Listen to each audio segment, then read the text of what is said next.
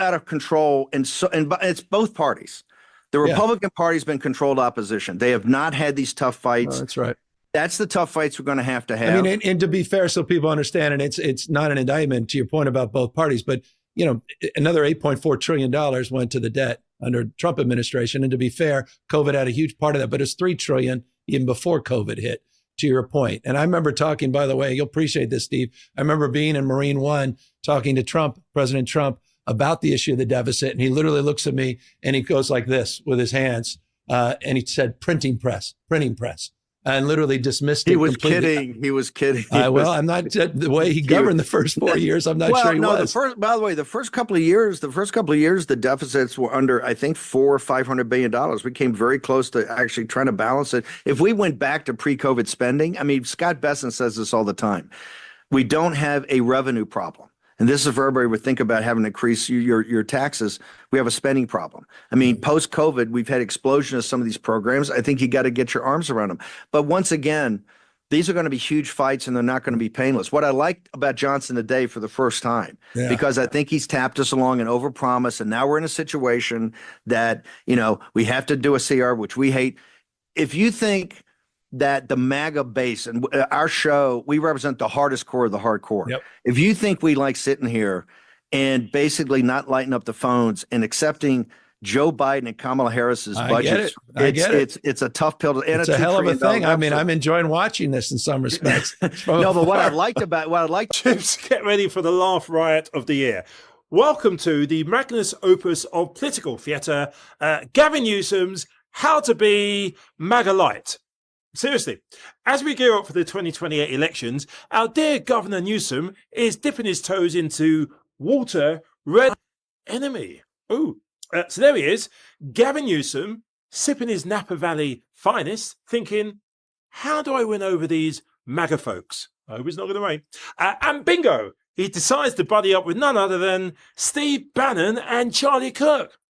2 podcasts in, because nothing says unity like embracing folks who think the Capitol riot was a guided tour with cucumber sandwiches.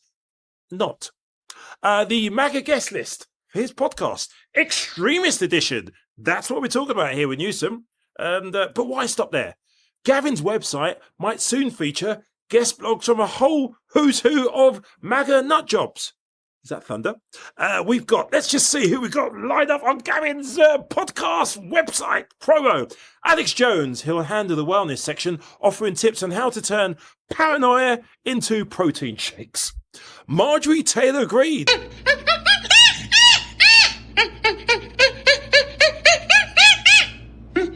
Heading up the science corner. Seriously, because who better to explain space lasers and weather control for Gavin Newsom's website than her? Then we've got Ted Cruz. He's going to be offering beard growing tips and how to book last-minute flights to Cancun when the going gets tough. MAGA life, Gavin. Matt Gates, youth outreach, obviously. Tucker Carlson, well, he'll be doing a nighttime bedtime story to help you sleep, featuring tales of lost civilization where no one wore masks and everyone was free. Gavin, your website's going to be amazing. Fraternizing foie pois. Anyway, as Gavin waltzes into MAGA territory, he's picking up new tricks.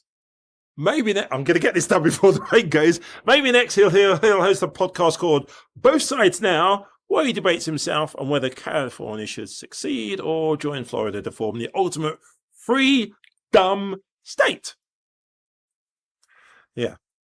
Yes, the Bannon Banter Hour. I think that's what we're calling this podcast. Yes, Gavin and Bannon live, because they've done the podcast, live streaming from a bunker, dissecting the deep state, all while subtly promoting California wine as a perfect antidote to liberal tears.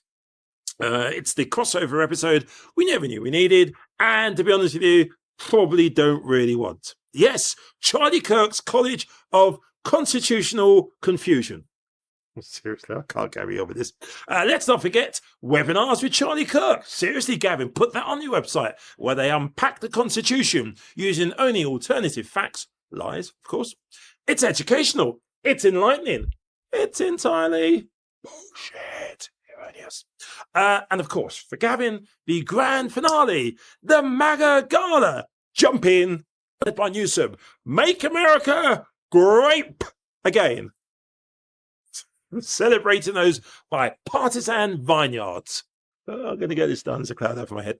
In this whirlwind of political rebranding, Gavin Newsom is proving, can't pronounce his name, that you can teach an old Democrat new tricks, especially if those tricks involve a red cap and denying climate change. So as we head towards 2028, 3 years to go and counting, remember, in politics, today's enemy is tomorrow's podcast co-host. Hey, Gavin? Stay tuned, folks, because this show is just getting started. And Gavin and Newsom is all in, whether he's swapping recipes or, I don't know, if judging in wine box, or hunting. He should get her to review his wine, or hunting with Sarah Palin would be MAGA Light, brought to you by the man who, well, brought progressive to the party, but left with a red tie, Mr. Newsom, who says you can't have your cake and tweet it too, because that's Newsom. I woke up this morning fully expecting the outrage of the day to be something that like Trump did, or the fact that Jared Golden, a Democrat, voted for the continuing resolution last night, which is also insane. And then I see this. I see that Gavin Newsom has decided to invite Steve Bannon on his podcast, and they're going to have just a wonderful conversation. Last week, he had Charlie Kirk on his podcast. That I didn't get extremely outraged about, even though Kirk is one of the bad guys. Bannon is the author of this chaos we're seeing right now. Bannon is the one that says you need to flood the zone with shit. Bannon is the one that has basically authored where we are and what Donald Trump wants. And because Gavin Newsom wants to run for president and thinks he's going to be this healer, he brings on this nationalist. Many of us on the right sacrificed our careers taking these people on, and Newsom's trying to make a career with them. This is insane. I think this is a poor strategy for Gavin Newsom. I actually did think that he was one of the leaders that would come out in terms of 2028. I remember watching his annual State of the Union address in California, and he criticized Republicans, and he promoted California as an antidote to the poisonous populism of the right.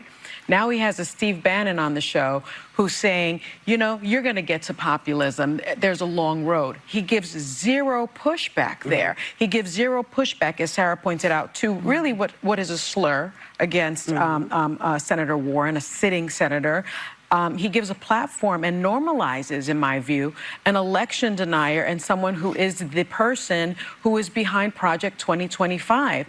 And I believe that, you know, if you are going to be a public servant, you better be unapologetically authentic, because voters can sniff out inauthenticity in a second. And I thought that that was one of the most inauthentic things I have seen Gavin Newsom do. Wow. So you don't believe in the let them hang themselves theory? No, I'm terribly disappointed. I think you meet energy with energy. And what he did was he showed his pretty white teeth and his cute face and did nothing other than that. And I think it's despicable.